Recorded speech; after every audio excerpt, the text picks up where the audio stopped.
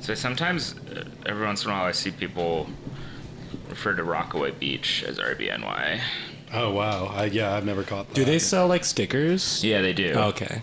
Huh.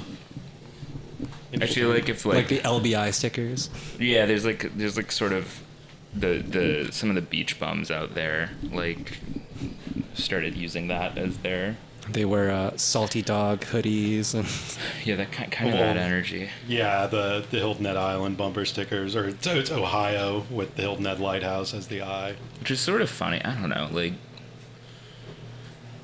I did this project out there that kind of, well, it sucked for a lot of reasons, but like one undercurrent for why I was kind of over it is that I feel like it was just really bought into the idea that like Rockaway Beach is like such like an interesting like seaside community where I'm like, it's really not that old and not that interesting of a seaside. Right. And like, I don't know, like it's just like the closest beach. It's not that poetic or anything. Like they have long lines for the ferry.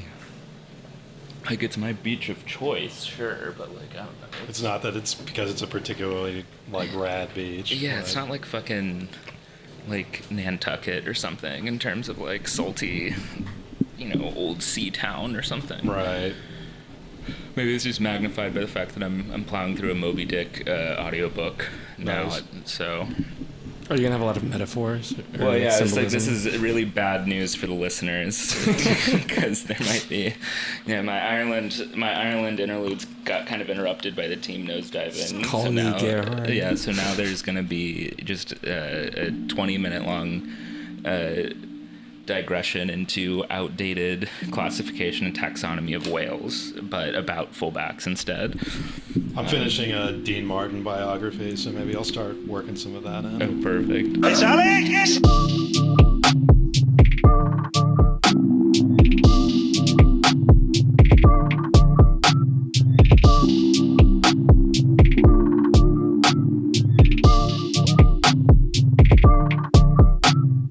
Well, it's episode 222 of View from 202. 227 was the 80s sitcom, so we got 5 more episodes before Okay, good. we can bust those references out. And then, we got quite a ways to go until 90210. Right. But we're going to hit it, obviously. We'll be like a band that's toured for long enough where all of our members are different by then. Oh, like Leonard Skinner. Yeah. Exactly. They loved it. Black Sabbath? Or like Beach Boys, where it's the Yeah. View from 202 Grand Tour starring Peaches Chang and nobody else. It's like John Mayer on the Grateful Dead, I guess. Yeah. Or I think Leonard Skinner is 100% turnover now. I think all At this point, yeah. But I feel like they always have ads for Leonard Skinner shows on the Turnpike whenever we go down to Philly. So fucked. So that's Well, and then there's like other 6 times in the past 3 months. There's Yeah. like Sublime, where they license out like 6 different bands to tour the country as Sublime or whatever. yeah. Like because you can't do the real Yeah, thing. rest in peace, MF Doom. Right, but back when yeah. people would say, Oh right, yeah. Well, we're on the heels. We're after a loss to Orlando at home. A heartbreaker, another heartbreaker. Yeah. so undeserved. Tightly fought. I got off work actually like at around 7 actually, and I got home, sat down, unwinded for a bit, and I was like, oh, is there anything I could put on in the background? And then I opened up FootMob to check if there are any games, and I was like, oh, right. And I caught exactly the second half, and it was a suitable background to put on. But how was your experience at this game? This Red Bulls game against Orlando City SC. How was your Marvel night? I wasn't a civilian as usual. We got to see Captain America and Spider-Man and Thor and the Hulk. Wait, did they actually have like people dressed up as them? guys? Yeah. Were they all dancing to a Day Day song like that Dora the Explorer video? Well, they were part of like the like on the video screen. Wait, with, you mean the stadium host parade? Yeah, that's what I'm talking about. Yeah. If only we could get that little like white cat. I don't know. Is that a character that like? Where it was a Hello Kitty head on like a guy's suit. Yeah. Where he was the only one who wasn't dancing. He's just like walking. Yeah. Now, if we have that night, RBA, I'll be Oh fucking my pumped. god. Yeah, go on, Panda. Right? What is it? Yeah. And then You know, if they want to bring real local flair, they should just do nights for the famous Chinatown T-shirts, the various ones, that's true. Yeah. the mistranslations. Oh boy, the It was a bad game though to Well, be at. Like, apparently right now it's like Harry Potter night at Yankee Stadium or something. So I guess Disney. This is just what Disney does now. Disney just throws money at every single stadium to throw their shit everywhere, which is like, and there isn't even Harry Potter coming out right now. I guess is Avengers coming out? I don't know. There's like new Avengers or whatever. I don't they know. announced one for 2026. I mean, I think. guess it's sort of fitting that their player of choice was Tyler Adams then, who's also not current for the Red Bulls, But I guess, yeah, there was a game in addition to the Marvel night. Yeah, but that happened before the player Q&A that I got to go after because of my perfect attendance as a Red Wow, member. what a big... Oh yeah, how did that go? That was interesting. Aaron Long is a very funny guy. Drew Yearwood is very English. Okay. Yeah, okay. Yeah. Got us on the edges of our seats there. Who else was there? It was Edelman. Edelman and Cornell. Wow. Did Yeah. they didn't put Kyle Duncan immediately into the fan Q&A? No, I'm but surprised. actually they did like for the lineup graphics they did different like Marvel title cards. Mhm. And for Kyle Duncan's it was Spider-Man Homecoming. Wow. So Layers. yeah, I think that he started solely to do that bit for the video screens. even money that that was just an accident, just total coincidence. But it's funny. But I mean, it would have been fitting if they included Kyle Duncan because apparently, as of last week, he is just the most beloved Red Bull in history. I know. All of a sudden, It's like, I mean, it's such a bizarre something is going on. It's such a bizarre universe because in general, I think we tend to side with the players. We like to be nice to the players more than everyone else involved on the field. Don't like to pick on them too much. And other people they're a little bit quicker to rag on the players. Kyle Duncan's one of the few guys I've been a little rough on over the last year and a half. But he comes back and I feel like I'm one of the only people who's like not into this. And then I caught the halftime interview with him and Michelle Gingras, and I mean, actually, he does seem like he's gotten a little bit better at his media training. He was much more gregarious on the interview, but he was like, oh yeah, it's just like a dream come true to come back to Red Bull on loan. I'm like, that's nice. There's nothing wrong with him saying that, but also like, is it? What? Yeah. Is it a dream come true for you to come home for like 3 months, 2 to 3 months? in like, a slap together 11th hour what is deadline going on? deal. Like what? And it's also just the dynamic of that we've discussed a lot, where maybe more in private than on the show, but just how every Red Bulls player is just shit and cheap and not good enough, and this team is just doesn't have the talent to win until those players leave to some shittier club, and then they become the greatest player of all time, who we never should have let go. And yeah, like, I'm throwing my hands up on this one and saying I'm not in control of, I don't know, If we the just fates of the had- universe right now. Like, If we just had Jared Stroud, we would have won that game. that's one that actually has escaped the peanut gallery's attention recently, because I don't think he's playing at all. No, and he's like rumored to go to St. Louis. I think that was confirmed Announced? today that he's doing a He's- pre-contract with them. Yeah, he's to a play player with for a club that Carnell. doesn't exist yet. Oh wow, so that's even confirmed. Well, Yeah. good for him, I guess. Yeah. But yeah, Kyle Duncan And started. there was a moment where people were pulling out the Brian White like pom-poms or whatever a few weeks ago before they realized that he's like scored like 2 goals all year. But every Yeah. time he scores, we hear about it. Yeah. I mean, Tell me about obviously, it. if you just throw Brian White into our existing tactical plan, obviously everything's going to be better, right? Yeah, exactly. We can finally have the central channels be occupied somehow. Yeah. Well, Kyle Duncan did start, and we saw. Kyle Duncan started at a 4 in the back. Yeah. God. Four Yeah, in the, wow. When's the last time we had 4 in the back? With Kyle Duncan, too, With Edwards, Of probably. Of all times, I mean, the one nice thing I said last week was like, oh, well, 5 in the back will Suit him almost better certainly than, suit him better. Garrett was like, yeah, I think it will. So we're not going to do that. So as I explained, I really only saw the second half in detail. Of course, I've seen the highlights and I've seen the goal we concede. Is there what do you have to say about Kyle Duncan's involvement in the goal, but also about just his involvement, just being thrown into the squad in the 11th hour in general? How does looking at just the goal mishap, is that a little too harsh? Is that representative? Is it somehow too generous? I mean, I think it's always too harsh to judge an individual player on a goal, especially a goal like that. I mean, teams give up goals. I mean, individual defenders stop individual players, but teams give up goals. And, singling him out for that is probably unfair, though it does, as was, became a little bit of combat online the night of the game. It does, put a little bit of shade on the growing premise people had that, oh, this team is fine except for Dylan Nealis. Dylan Nealis is the weak link.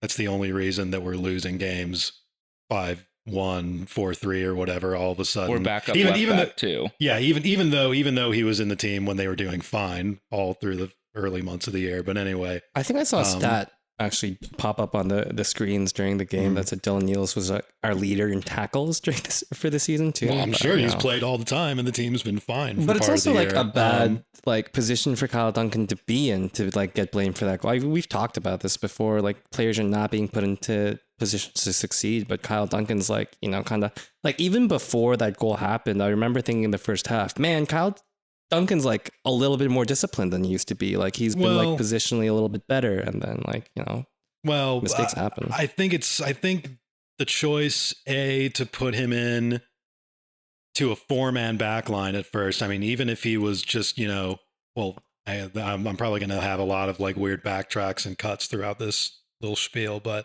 the fact that even if Duncan was just some random new signing who hasn't played in the team before, isn't, incubated in Gerhard's gourmet tactics or whatever, if you're just throwing him out there for your first game, just in a vacuum, you'd think you would throw them out in a 5-man back line just to have less of a risk.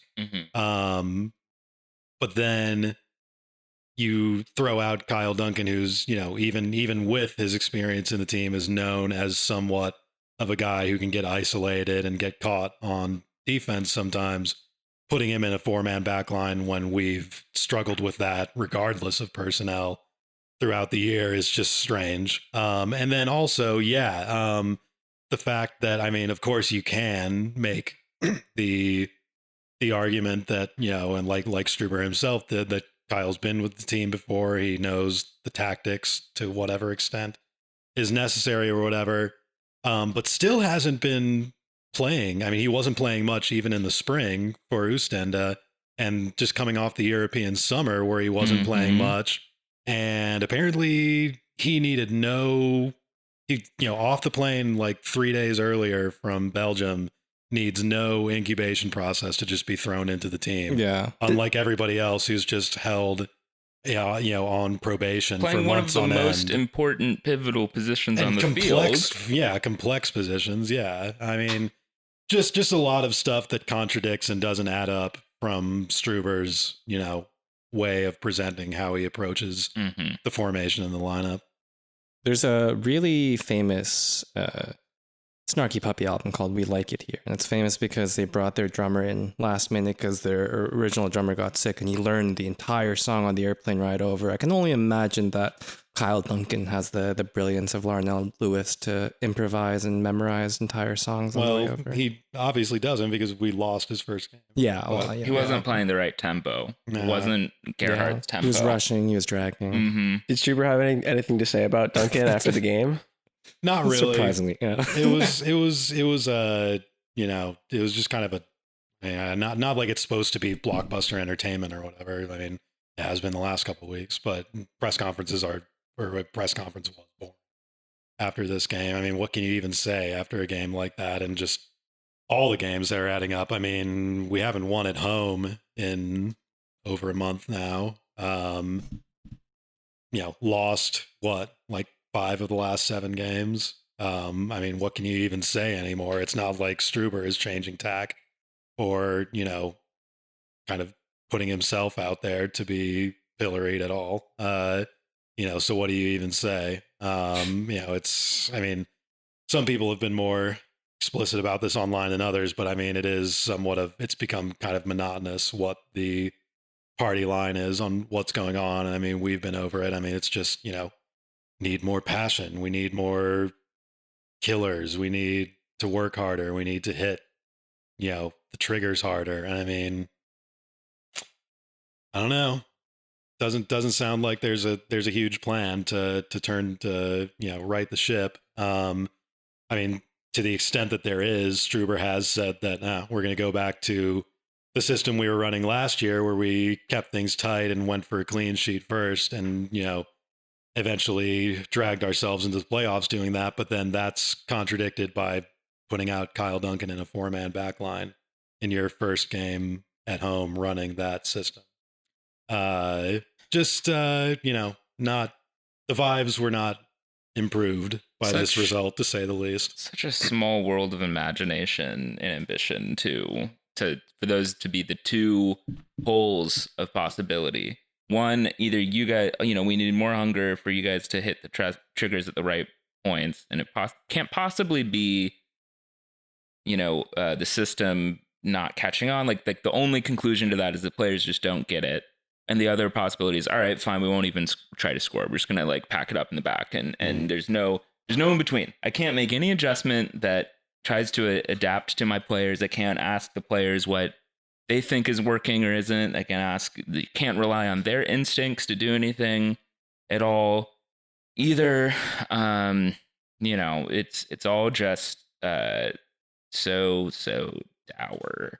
To Struber's credit, he didn't go for the new frontier that's been opened up in the fan base that that's decided that it's only the players who are the issue. That now that Dylan Nealis can't be scapegoated, Carlos Coronel is all of a sudden the latest inadequate player to go along.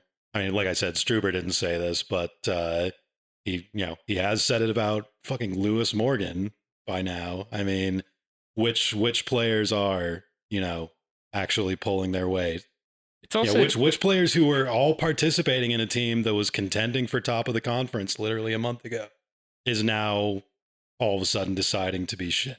Right. Yeah. And the whole and I'll broaden the scope of our disappointment and anger here a bit by saying it all kind of stinks from head to toe a bit too, where if you got a manager who's really focused on his width on fullbacks, on wingbacks, however he wants to format it on the day, and one way or the other, we just have not really been able to make a deliberate move in the market on this. Like our fullback transactions or moves recently have really dried up, especially after Thelwell left. I mean, Thelwell probably did the most to act, or it was here at this. I don't know how many of these he personally was involved with, but we did bring in, 3 or 4 wide players to varying levels of success while he was here. I mean, we got Pendon and Egbo, which maybe were partially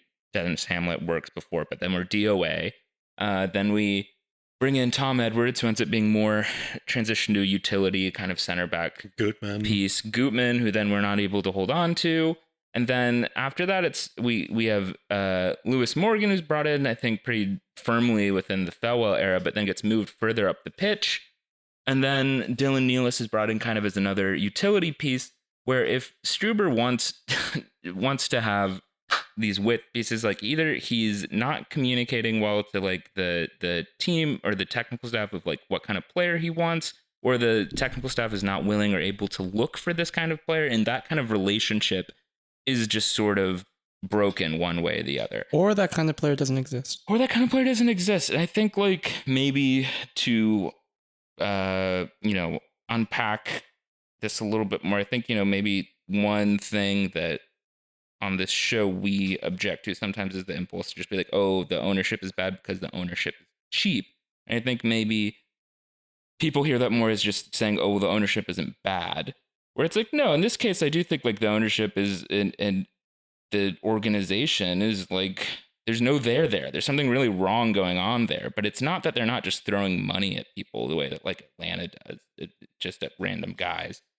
It's that there doesn't seem to be like any sort of sporting apparatus or brain other than the manager at this club ever. Like, you know, we had Thelwell there for a second. I think he was a little bit more focused probably, or as, you know, you talked to him in that interview about as well, about sort of like the academy and youth setup and really like the core infrastructure of the club and professionalizing a bit.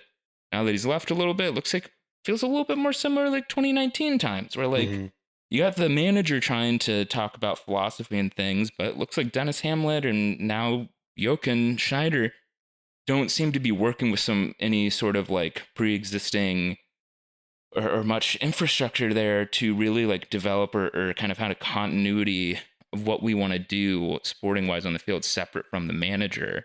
And I think that has been a real weakness ever since Jesse left. I think Jesse was probably papering over that gap as well.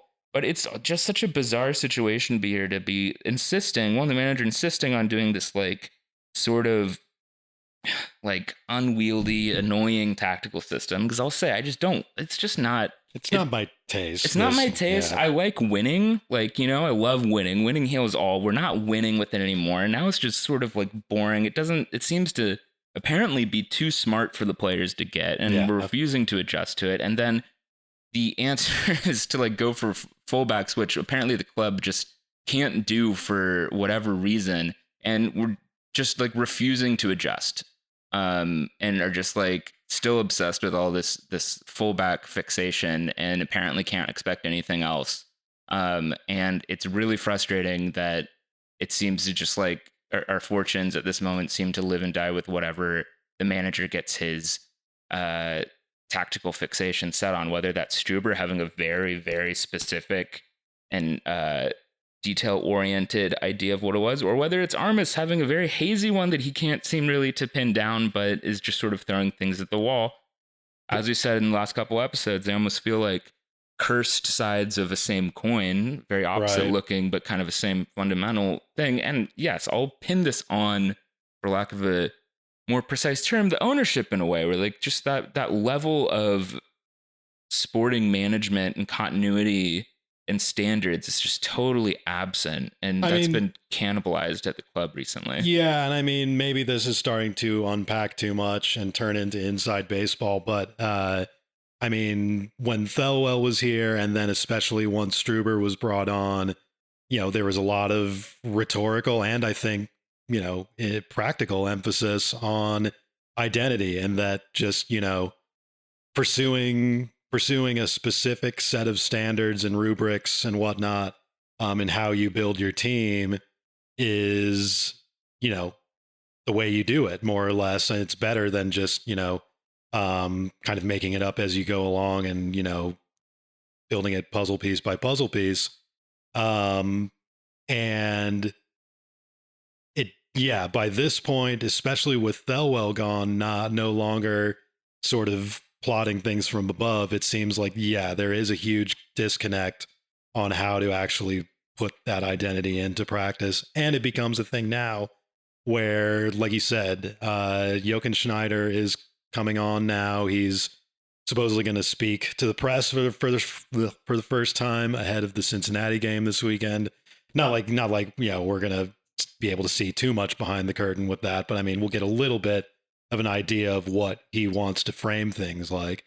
But he's coming on. Red Bull Global is going through, you know, it's been 2 years now of going through transition ever since Ralph Ragnick and Paul Mitchell left. So that sort of kind of blueprint and leadership at the top of, you know, Red Bull as an entire ownership group is gone. And you know, they're bringing in Mario Gomez, who's been settling in as sort of the technical chief for all of Red Bull, and, you know, sort of tying together this whole conversation. Who knows how much they might be planning on a move away a little bit from the identity that was built in the Ralph Ragnick empire that, Jesse was kind of the missionary for here. Maybe, I mean, we've talked a lot. It's just always been in the air with Struber that he's probably not going to be here that long. And that factor only increases with the results taking a nosedive as they have. And,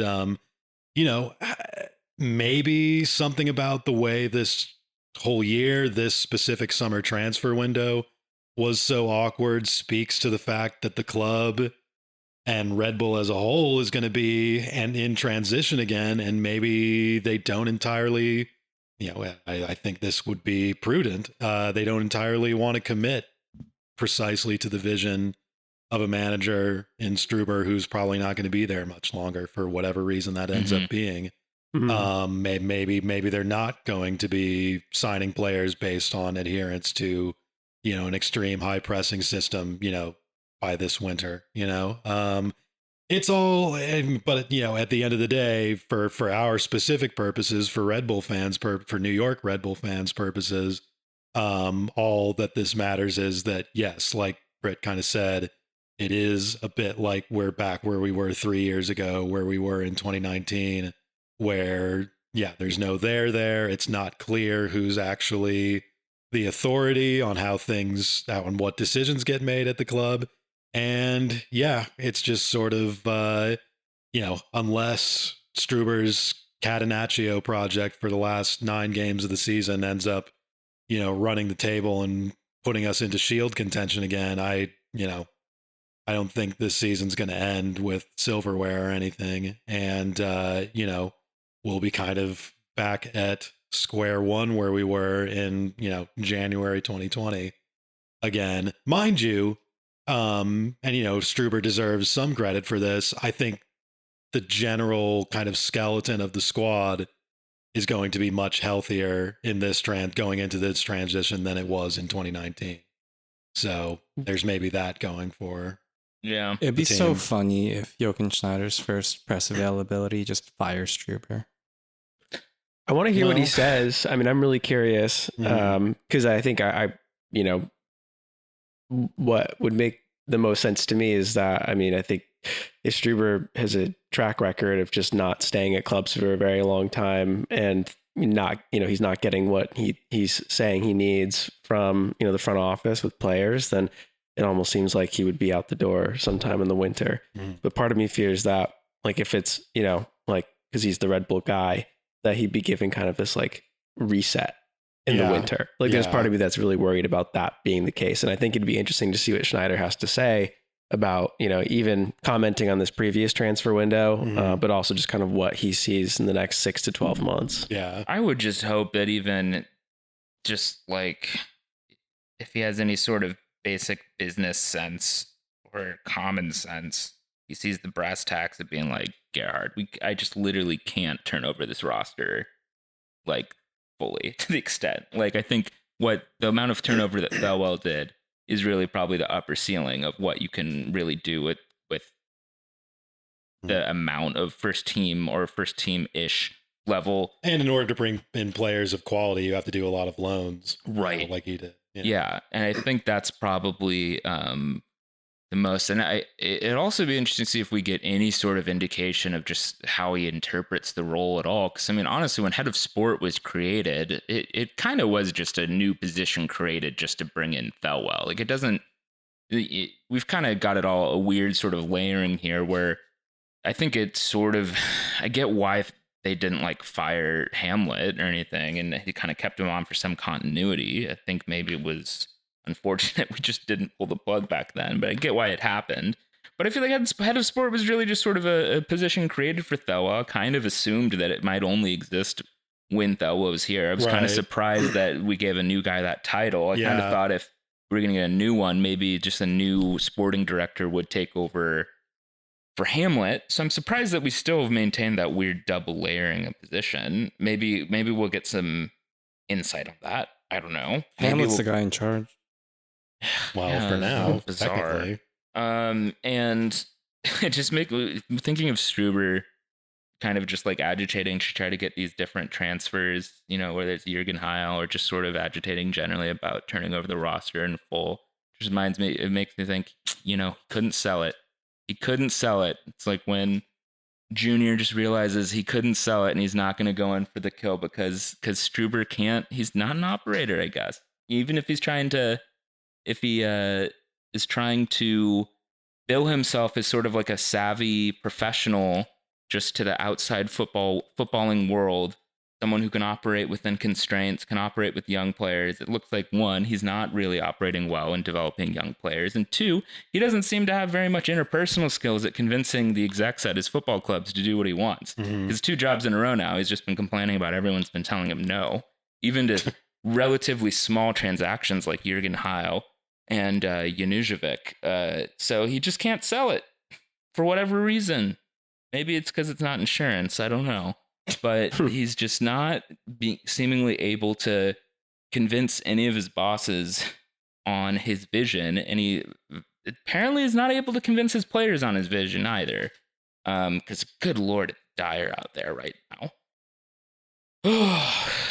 But yeah, I mean, I don't know. Is there anything, maybe we should ground ourselves a little bit more in the play on the field as well, because I think maybe we even just glossed over it. I mean, it was just so lethargic. And I just I remember thinking after the game, like there's a lot of to be said when your team's chemistry gets worse over the course of a season, and that's very much what it felt like is happening. Like, well, yeah, I mean, it's just teams don't all of a sudden just start losing games like we have in the last month on accident. And there's I mean, and like if you're there, you know what's going on. And even if you take Struber to his word to some extent, where this team is young or this team isn't maybe the best fit for his tactics or whatever. Well, it's your job as manager to adjust to that. And maybe he's doing that to some extent with this reversion to the 1-0, 0-0 Catenaccio or whatever for the last couple months of the season. But then, like Brit kind of said earlier, there's no middle ground between that. I mean, I feel like that's exactly what a manager is there to figure out. He's also there to make sure that his team doesn't collapse and start losing big games, 5-1 and 5-4 or whatever in the middle of a season.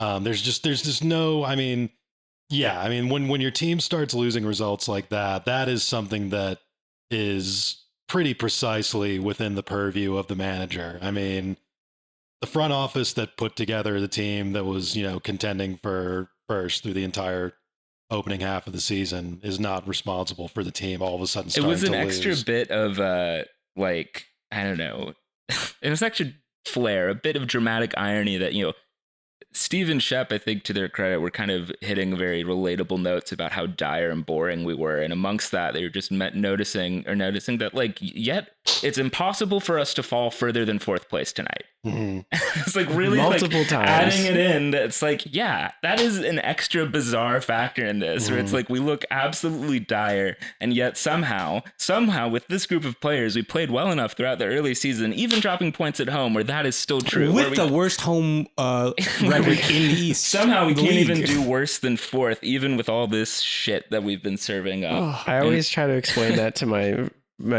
parents will be like, oh, the Red Bulls are doing really well. They're in 3rd place. And then I always have to try to explain the context as well. They lost almost every home game in the beginning of the season, but they won every away game.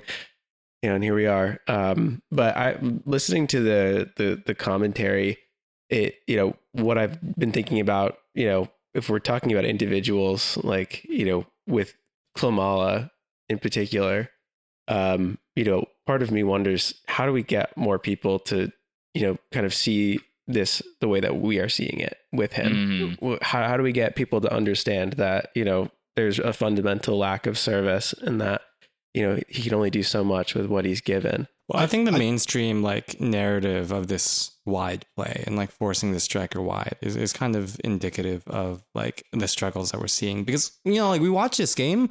Klimala is also the best crosser we have on this team. Well, right, I was going to say Cork, your tweet. Yeah, well, I was going to say, kind of like you were hinting at just there, Peach, is that both the discourse about wide play. I mean, obviously Matt Doyle picked it up, which a lot of people are talking about the last couple days. That's kind of taken hold, and yeah, I was kind of surprised how much traction it got where I sent out a tweet during the first half that, it sucks for Klimala that the best person at peeling wide and putting it across to goal is Patrick Klimala.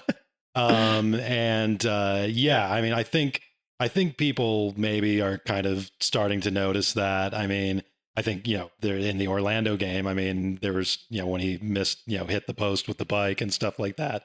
I think a lot of people were maybe starting to see what we've talked about all year, where this guy, even though he's not getting fed chances basically at all with the way the team plays, he's still creating looks out of nothing. I mean, he just has incredible quality to be able to even do that. Even Shep was mentioning like that during the game, which I was really surprised about. He mentioned both like the individual talent and the work he does off the ball, and then he also mentioned that he was just stranded up there the entire game, and he mentioned it repeatedly. And I think a lot of people see that, but then a lot of people also they'll do like Shep was just like, oh, at the end of the day, you just have to score goals. And it's like, well, like, why the fuck would you say that? Like, if you so clearly see that he is just on an island by himself. And I think people will see that, and they'll see that, like, he gets like a fucking like FOT mob rating of like 5. And they're like, oh yeah, he's garbage. He has to go. And it's like, they'll look at that, even though they're seeing this game and they're seeing that he's stranded and that he's really the only person putting in balls when there's nobody goes into the box, nobody's actually attacking with him, but they don't get to the same conclusion. Yeah. We need that kind of like, Frank Lampard, late central midfield runner who never crashes the box. Because I mean, we have this young untested prospect named Caden Clark who was literally doing that in Struber's precise system all through the opening half of last year. Wow. And now supposedly he is a USL player. He was missing all the triggers by scoring goals. All those times he was scoring goals, he could have been doing triggers, and that was unforgivable. This was one of the more idiosyncratic Shep games because, he ended that whole spiel, like you just said, by saying, give me a break, which I'm sure is what all the WFAN dads are going to remember, is him being like, give me a break. Like, you got to score goals, even though everything he said for the 5 minutes previous was opposite. I mean, Fernando always posts those passing charts that just show like a very thin line to the number 9. But then later on, just fitting with our opening theme of today's episode, he was like, like Steve asked him or prompted him about Kyle Duncan. And he's like, Kyle Duncan, he's a good player. And it was a mistake, but it was just one mistake. He's really just a solid player. I'm like, where the fuck is this for literally everyone else who's played for the New York Red Bulls for the last 20 plus years? And why is Kyle Duncan the only fucking guy who gets this treatment? It's like fucking Twilight Zone. It's driving me crazy. I turned my phone off. I was watching on my phone, and when that bit happened, I just turned it off and I walked away. I was like, I can't. I need a few minutes. That's great for Kyle. I don't I'm so glad that he's getting a patient, a hero's welcome, like reception. But literally a hero. What the? Like, why is that the only player in Red Bulls history who's gotten that treatment? Apparently, like it is not only by the media but also by the coaching staff. Yeah, it's like God. Maybe I'm erasing the Dane Richards return in 2017. But along those lines, so I guess what you were saying earlier, tactically as well, it's really pretty recent memory where you can find some Red Bulls comparisons. Like you don't even have to hear us talk about Mourinho or whatever. Just think about the Red Bulls, where like 2016 I think is a pretty good example of a squad that had two different sort of crises. The beginning of the season, we're really injured, and there were definitely like this first opening 7 or 8 games. There was a sense that just like literally no center backs. We're getting a little bit unlucky, combined with the fact that we had no center backs, and there were multiple times in those games where you're like, we lost that game because we literally didn't have a center back healthy, and we had a fullback playing instead, and he made a mistake that a center back would not make twice in the game. And that was the case where you're like, yeah, there's a problem with the roster that we need to fix. We need to get an emergency center back. Then later throughout that season, I think, you had the recurring pattern where we kept on dropping games 2-0 down. And almost all the time we were drawing them 2-2 with the 2-goal leads. And that was definitely like a mental weakness that the squad talked kind of candidly and explicitly about.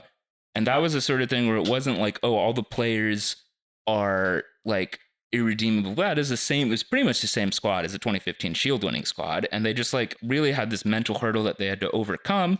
That the manager also, was participating and talking about how they're going to kind of get over that hump. And ultimately, they still finished like second or third overall in the Shield standings that year. Fast forward to 2017, a different kind of crisis that relates to what we're talking about. Jesse had these sort of designs of doing the 4-2-2-2 and sort of impressing all of his bosses at Leipzig and Salzburg to move up. He's trying to throw maybe Verone in there and like maybe use that a bit. And then Cole Branson a bit. It doesn't work. Verone gets hurt again, or he like just, he trusts him for the last time. And then we switch things up and he's like, you know what? Fuck it. We're doing 5 at the back. We're going to because I realize that what I have to cook with right now is Sasha Question and Bradley Wright Phillips.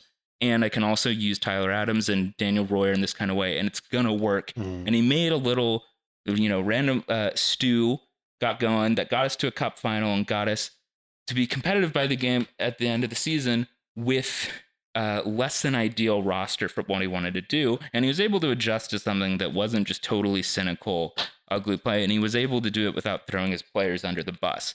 These are 2 examples of how a manager is supposed to do his job. Yeah.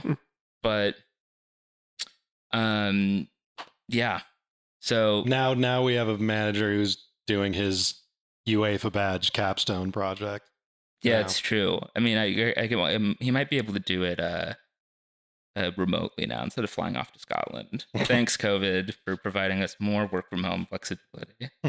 But, well, one thing before we pivot, 'cause I feel like you're about to do that, but I feel like we haven't talked about CCJ as a 10.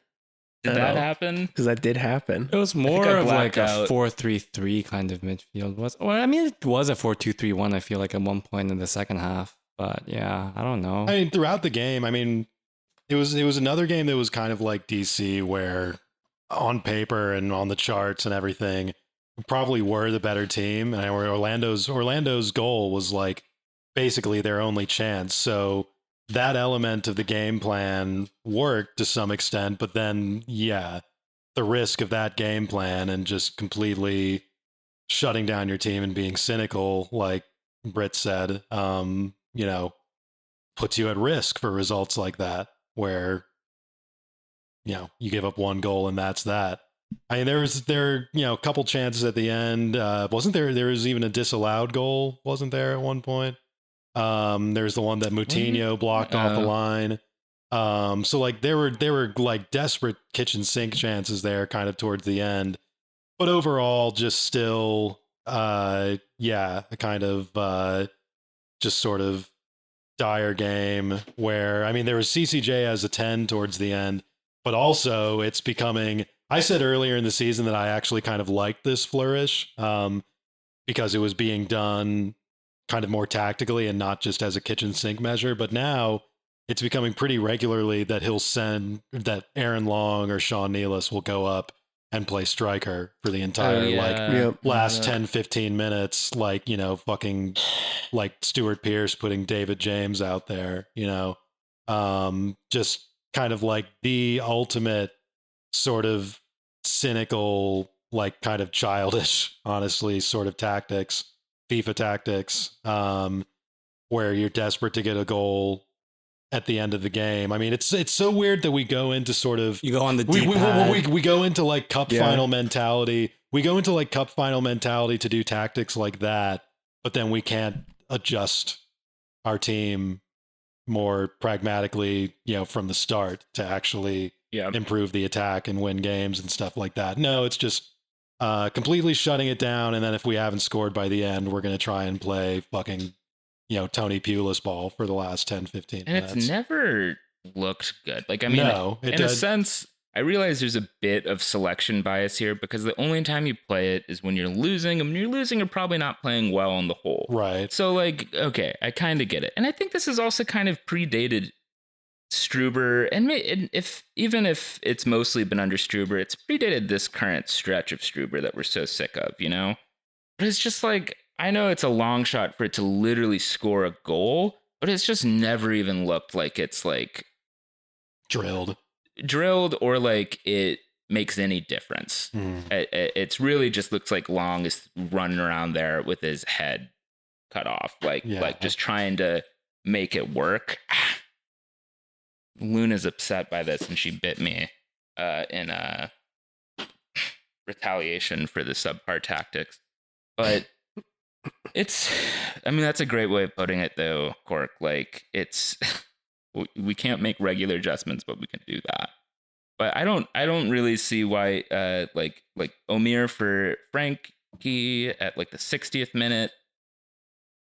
It didn't really seem to pay off at all. I don't really see I guess like the baseline logic is that Omir is more of an attacking player as opposed to Frankie. But I think when we've played well, it's been largely because of effective play at the kind of part of the field and the kind of role that Frankie and CCJ and Drew have done well. I don't totally see the full idea of throwing on Omir and getting an extra body maybe a little further up, trying to make connections, but still having no control over the spine of the pitch at all. It didn't really seem to work. Edelman for Yearwood and for 12 minutes also seemed just totally pointless. It was pointless, but I will say that Edelman looks really good.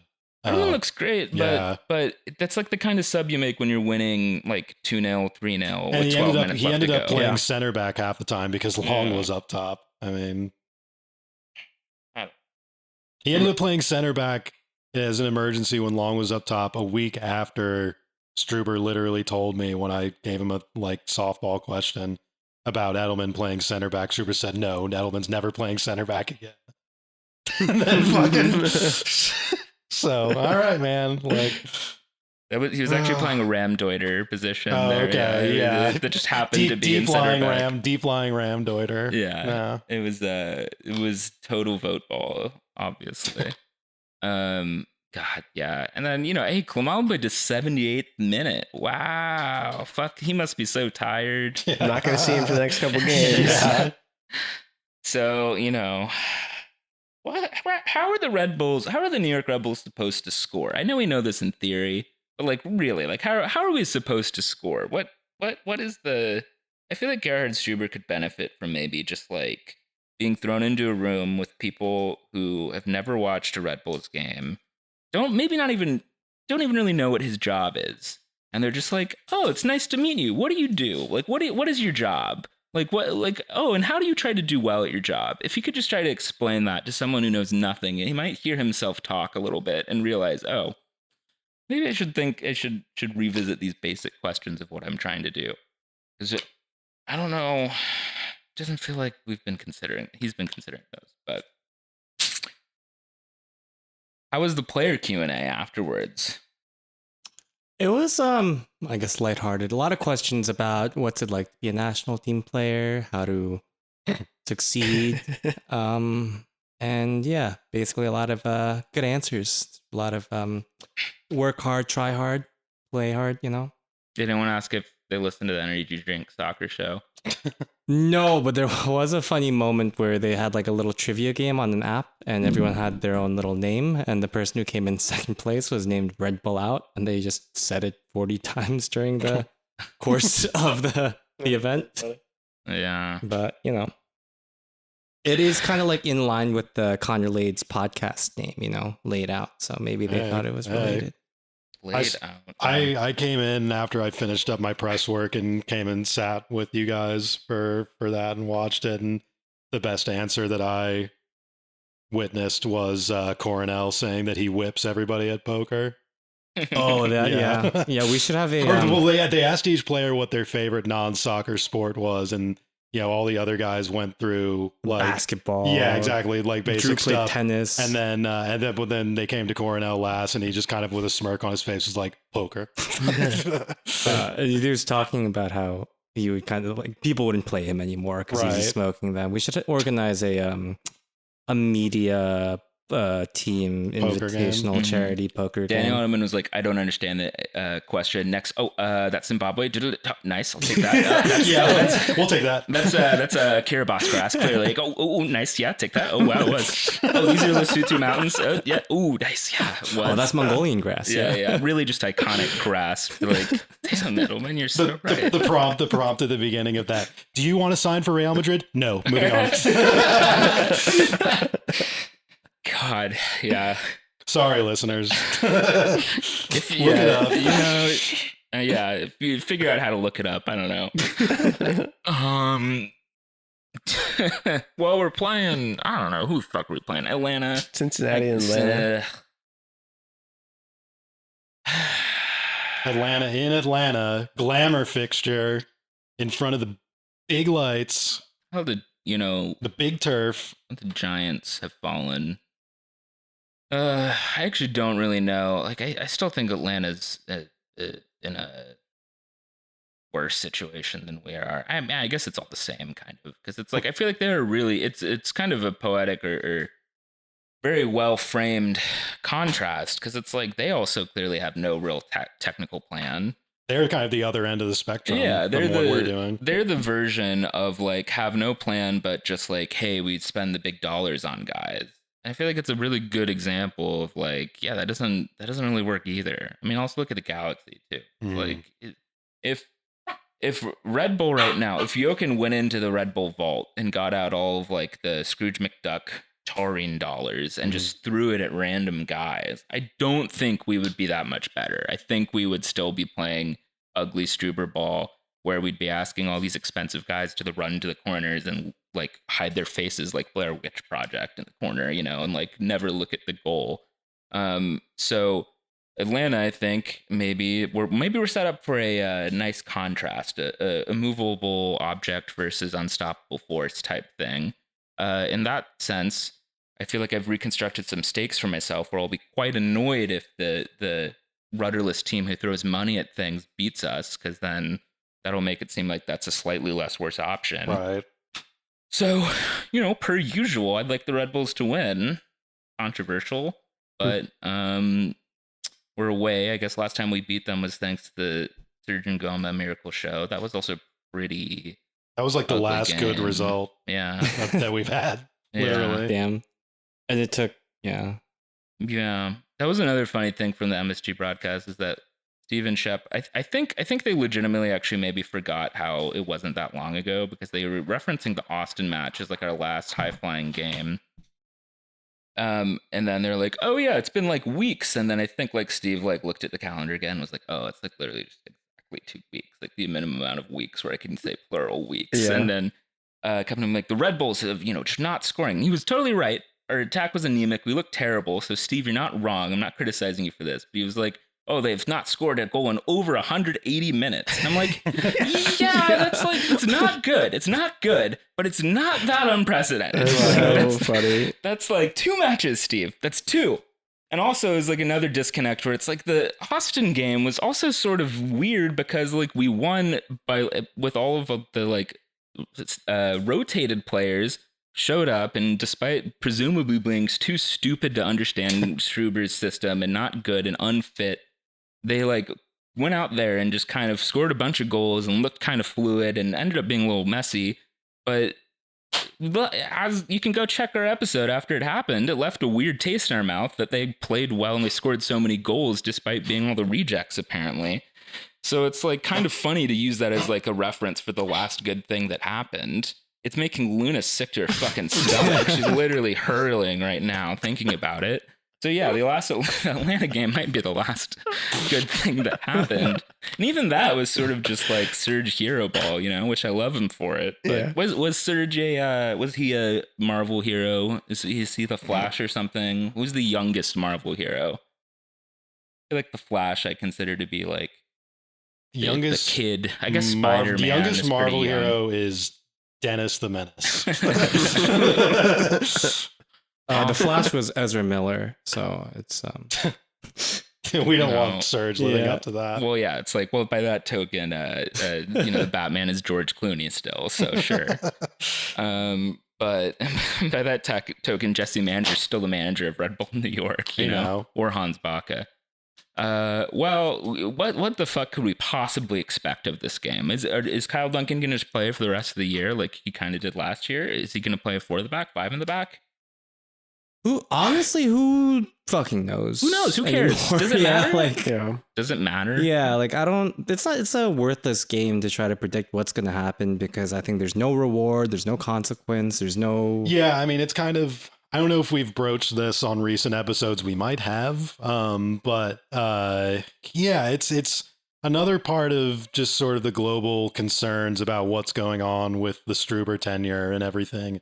Is that with this sort of schema he's built for himself, where he doesn't have the players he needs, the players don't get it. We're shutting down and playing route one for the rest of the year to prevent conceding or whatever.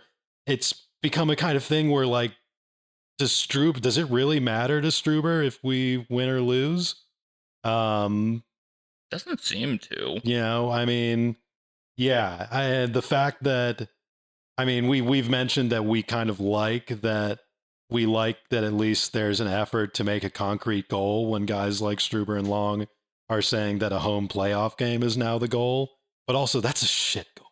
Yeah. I mean, I don't think that's what the season set out, or they set out for. Daniel Edelman at the was beginning of the saying season, and after like the press conference, right? Well, yeah. I mean, that's what they've been going for a few Yeah. weeks, and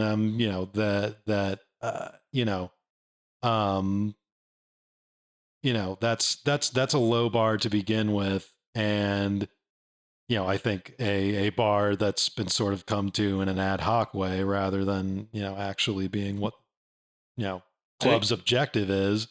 And yeah, even with that margin of error, does Struber, and we've talked about how we've discussed a little bit online how MLS is such kind of an enigma where results don't necessarily matter for a guy like Struber to go back and get a job in Europe again. So if that's just his objective, does he even care if his second season here is turning into a dud as fast as it is? I don't know.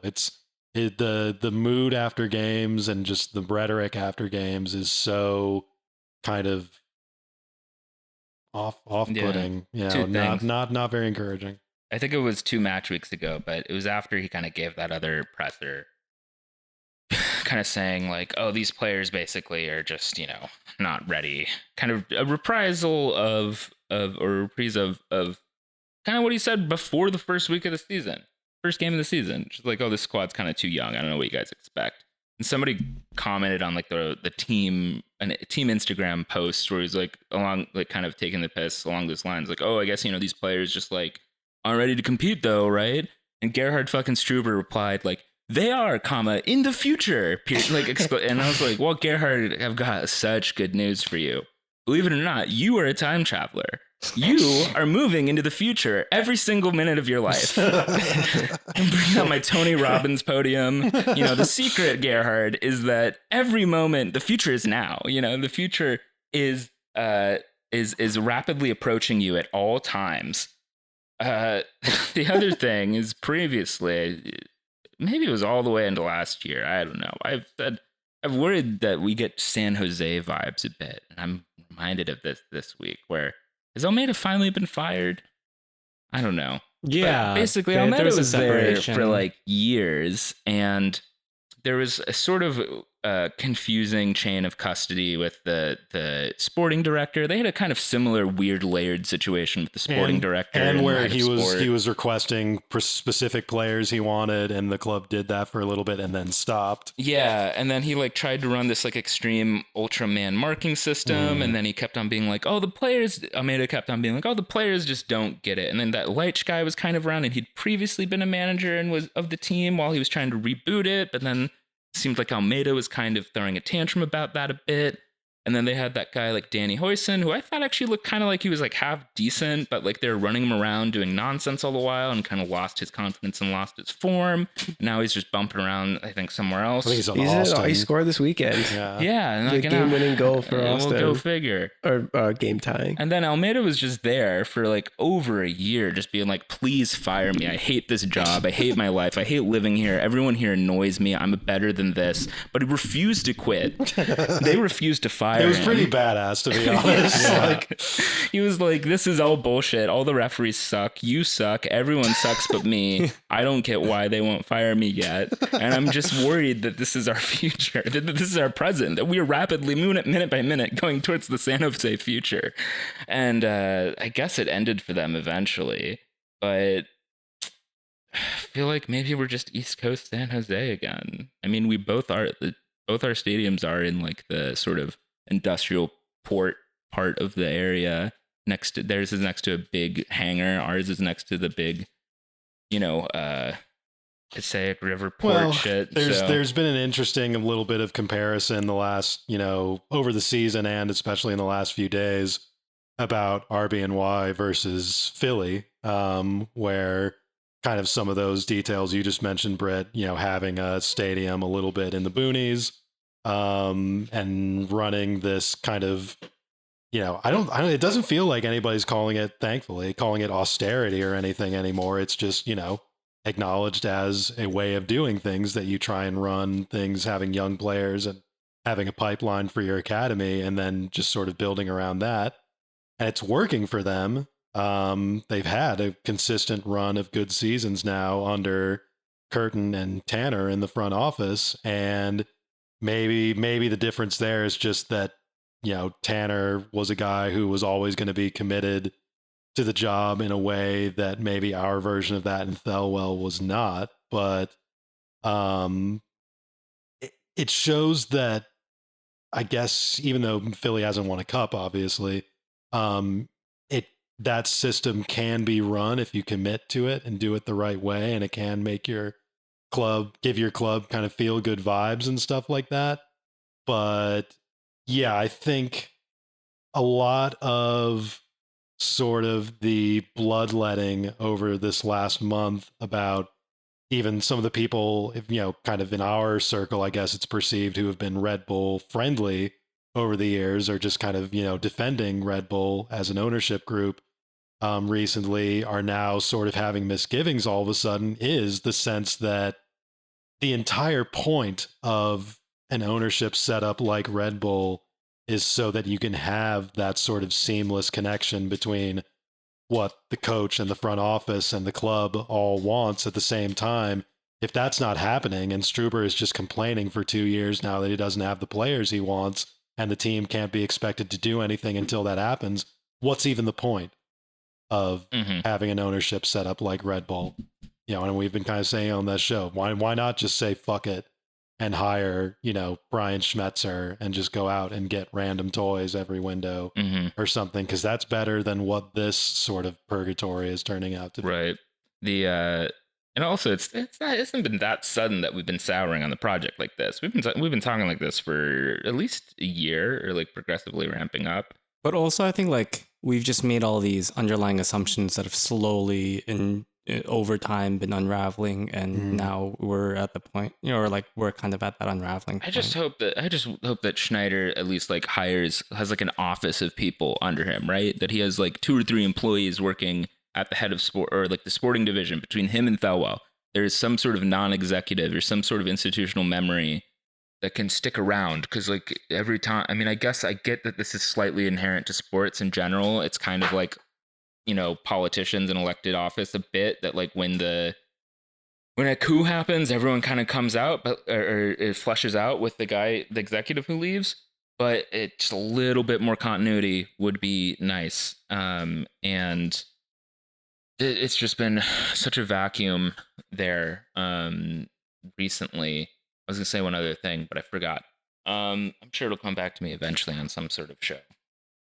But in addition to Atlanta, we've got Cincinnati at the weekend, a game that I'm also not going to be able to make because I think kickoff is at 6. So my attendance, contrary to Peach's perfect attendance this year, has been just really low, and that's why we're losing, obviously. Oh, I remember what I was going to say, which is that the universe is also clearly still fucking with me, because I've been using Schmetzer as my go-to reference of just like career guy doing well, but apparently Seattle's really shit in the bed recently. So, so much for that example, I guess. Yeah, I looked it up. I had forgotten that he's been manager there since 2016. I thought it had been maybe a little bit shorter, but yeah, maybe that sort of thing is starting to run its course. That's our 6 month. That's our biannual Western Conference analysis. Yeah, exactly. Of the year. Well, so the Cincinnati game, I guess, is another game that is going to happen before we record again. That's going to be our next home game. I mean, I guess I kind of I moved beyond Atlanta before even getting much to say about this, but I don't know, what are you looking for these next two matches out of Atlanta away and Cincinnati at home? What should the savvy Red Bulls fan on the way to Red Bull Arena be expecting or trying to see? I guess in previous weeks, as a point of comparison, we've been saying, well, maybe let's see if we can just stop the bleeding in the back. More or less, we have done that. We conceded 1 goal last game. But as we've been saying this week, it feels like we're also kind of dissatisfied with the move maybe to just full-on Catenaccio. So what to look for? What to look for these next two matches beyond obviously just the results? Is there anything tactical, any personnel moves that could stand out as pointing in a particular vision direction or areas of improvement for this field? What should we look for these two matches, if there's anything? One thing on my mind is just what the Reyes situation is going to look like. We just continue not to see him on the field for significant amounts of time. He wasn't on the field at all this weekend, right?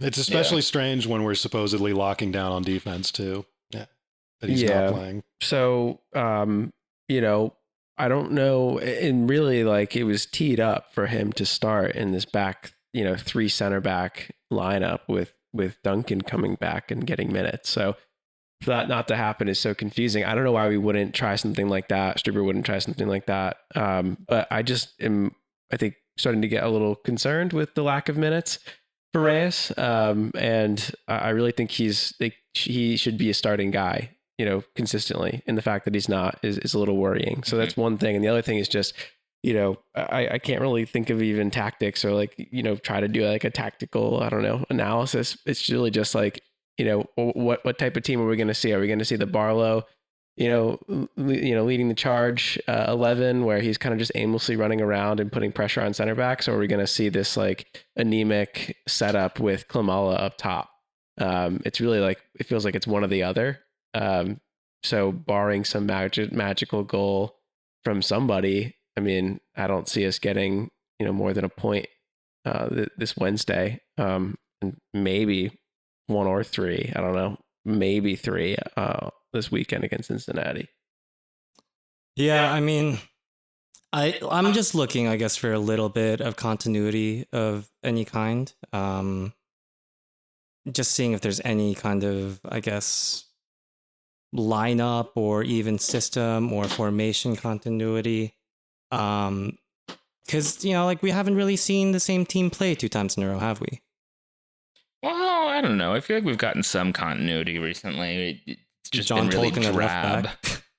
Or just like even what we've been trying to do the last couple matches. Like, I mean, the subs have been as weird as ever. But like, and Kyle Duncan was a bit weird, but I feel like what we're sort of been asking the front 4 or 5 to do has been sort of stable. It's just been kind of shitty. So I don't know. I mean, I guess maybe in one sense, Atlanta and Cincinnati theoretically are teams that might try to pass more and play into our strengths, but I mean, honestly, the creativity of the players feels so blunted recently that I don't even know how much it'll matter. Like, I think like the NYC FC game, the league game, and the Orlando game were pretty good examples of like the system the first halves of both of those games were good examples of the system working about as well as it should, like we were putting consistent pressure and getting into the final third and generating sort of half chances, if not chances, and putting a lot of pressure on them consistently. And we just sort of need a high volume of those to put away 2 or 3 goals.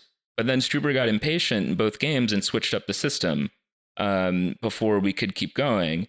And ever since then, I mean, I guess we've been saying the vibes seem really a lot worse. It seems like the tactics have been a little bit more withdrawn to just be less aggressive in the press and being vertical in that kind of way. And it seems like the players themselves just have been sort of discouraged. Like the takeaway from those games wasn't like, oh, keep going, guys, keep going. You're pushing. You got him on the ropes. Let's deliver the knockout punch. It was like, oh, you fucked up. You're an idiot. You guys don't know what you're doing. You're too young. You're too immature. You don't understand my things. And it seems like the players are like, okay, fine. I guess I wasn't doing it right. So like they seem totally discouraged from exploring or from embracing any sort of natural footballing instinct they have. Kind of like as you put on a spotlight last episode and in the column with that Drew Yearwood decision of doing the weird long switch instead of feeding the ball, seeing an unconventional run being made.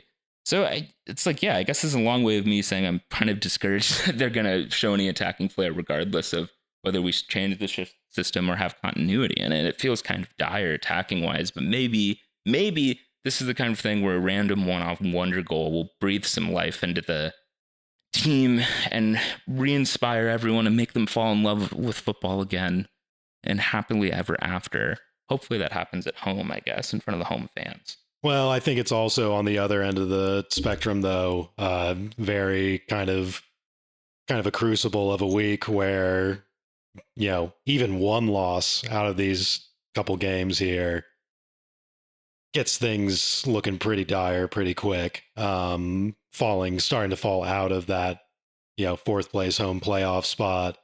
And then, you know, with how this team's trajectory has been for the last month, maybe there's just kind of a bounce back just on pure sort of, you know, give and take, but it could very much become a situation that sort of snowballs and flounders if there's one or especially two more losses in the next couple weeks. So it's kind of a do or die situation as far as that. It's not as much must win as much as, you know, losing one or two more games would be a real kind of alarm bell situation. Yeah, I mean, I guess we're already in, I think, the worst streak of results since that 2016 streak to start the season. So we could be on the brink of new waters, at least since, I don't know, 2009? So yeah, honestly, like maybe it would be this could be the tipping point week where the players realize that, like, okay, it's actually in jeopardy of like that playoff line and it together, or maybe they don't. Who knows? Every minute we're moving towards the future, Gerhard. Is this what you want? Anything else?